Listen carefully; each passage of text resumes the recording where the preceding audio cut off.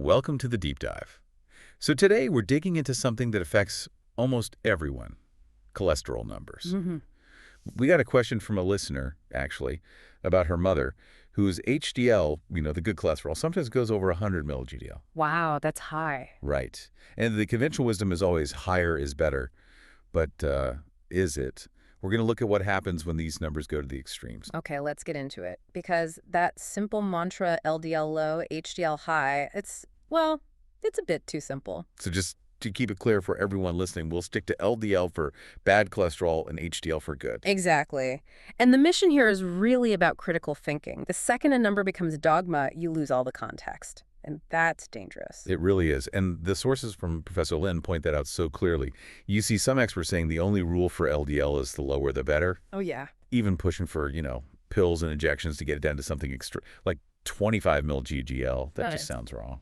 It sounds as an active depletion, you're right. Yeah. And that's because the context is totally lost in translation. Those targets, that 25 to 50 milligl range, Yeah. that's specifically for patients who already have severe heart disease.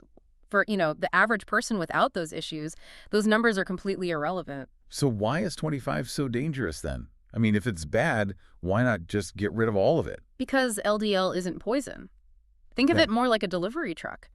Its job is to transport the cholesterol your body needs Needs for what? for building healthy cells, for making hormones, for vitamin D, basic functions. If you get rid of all the delivery trucks, the cells just start to starve. I see. So even for those high-risk heart patients, research shows that going below 25 isn't good. And below 15 milligl, that's actually dangerous. Wow.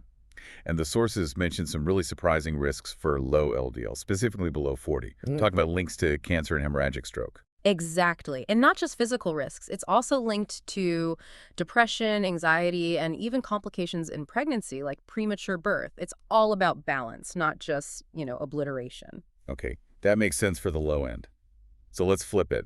This brings us right back to our listener's question about HDL over 100. Right. We're always told you just can't have too much of the good stuff. And this is where it gets really interesting, because we have to shift from thinking about quantity to thinking about quality. Quality of The cholesterol. quality of the HDL particles, yeah. For decades, we only measured the mass, the amount. But now, study after study is showing that what matters is how functional those HDL particles are. Are they actually doing their job? So you could have a really high number, but the particles themselves are what? Just lazy, useless. Precisely. An extremely high HDL number might actually be a red flag. It could mean the particles are dysfunctional. They're just floating around, maybe due to a genetic issue, not because they're protecting you. So that raises the question, is HDL over 80 actually a bad thing? It's highly controversial, and that's the key word. The major cardiology groups in the US and Europe, they've stayed silent on setting an upper limit. So for the listener, they shouldn't panic about that 100 number. Not yet, no. It doesn't mean immediate alarm. It just means it's worth a deeper look. Okay, so after all this, Mm-hmm. what does it all mean for us?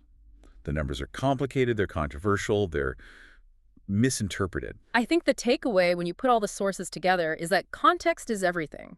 And all this focus on using drugs to hit these extreme controversial numbers, it kind of distracts from the one thing that is universally accepted. Which is? Just good lifestyle habits. No smoking, not too much alcohol, a balanced diet, regular exercise. That foundation is the only non-controversial truth in all of this. It's a great reminder to always question the source, question the context. These numbers are just data points, not gods. Exactly.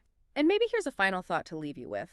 If we all agree that lifestyle is the best practice, does the intense medical focus on hitting these aggressive drug-driven numbers actually distract people? Are we chasing controversial lows instead of prioritizing the foundational changes that actually save lives? Something to mull over.